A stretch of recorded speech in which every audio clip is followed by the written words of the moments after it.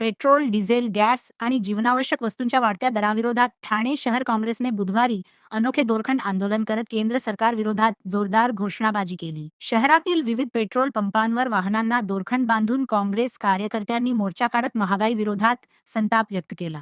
या आंदोलनाचे नेतृत्व ठाणे शहर जिल्हा काँग्रेस अध्यक्ष राहुल पिंगले यांनी केले. शरीराला दोरखंड बांधून वाहन चालवत त्यांनी केंद्राच्या आर्थिक धोरणांचा निषेध नोंदवला.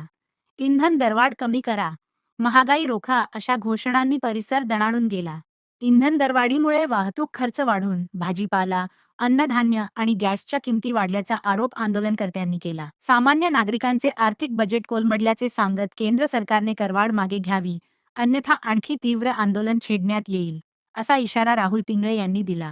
पेट्रोल डिझेलचे भाव वाढल्यानंतर आपला बघण्याचा दृष्टिकोन असतो की वस्तूंचे भाव वाढतात आणि महिलांचं आर्थिक बजेट कोलमडतं. परंतु आता सध्या स्थितीमध्ये शेतकऱ्यांना पंप चालवण्यासाठी डिझेलची गरज आहे, परंतु ते डिझेल सुद्धा शेतकऱ्यांना उपलब्ध होत नाहीये. डिझेलच्या तुटवड्यामुळे आज सकाळच्या पेपरमध्ये बातम्या होत्या की शाळकरी मुलं आहेत शाळेत जायला, त्या स्कूल बसेस फक्त महिन्यातल्या 3 दिवसापेक्षा आठवड्यातल्या 3 दिवस त्या चालवल्या जातील. त्यामुळे याचा परिणाम आता शेतकऱ्यांवर, सर्वसामान्य नागरिकांवर, गृहिणींबरोबर आणि विद्यार्थ्यांवर सुद्धा होत आहे. आणि अतिशय जुलमी पद्धतीची ही वाढ त्यांनी केलेली आहे. या मे महिन्यामध्ये त्यांनी 4थी दरवाढ केलेली आहे.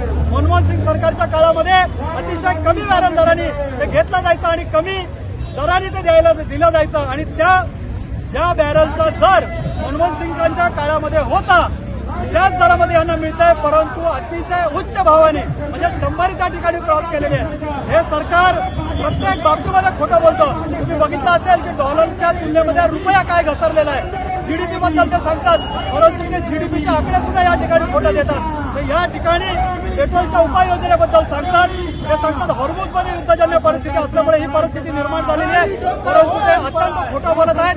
कुठल्याही प्रकारचं आर्थिक नियोजन हे या देशामध्ये करू शकत नाही. त्यामुळे मोदी सरकार हे सपशेल फेल झालेलं आहे. त्यांना कुठल्याही प्रकारे सत्तेवर राहण्याचा अधिकार या ठिकाणी नाही.